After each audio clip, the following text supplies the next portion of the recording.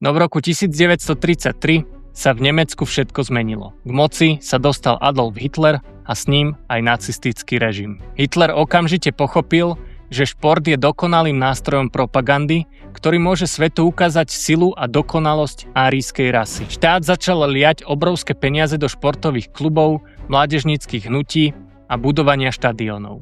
Pre bratov Dasslerovcov to bola zlatá baňa. Ak však chceli v novom režime prežiť a prosperovať, museli sa prispôsobiť. A tak obaja bratia oficiálne vstúpili do nacistickej NSDAP. Následujúce 3 roky sa niesli v znamení najmä štátnych dopytov, ale aj rastúceho rodinného napätia. Značka Dassler sa stala dvorným dodávateľom obuvy pre masové nacistické organizácie vrátane mládežníckej Hitlerjugend. Predaje trhali rekordy.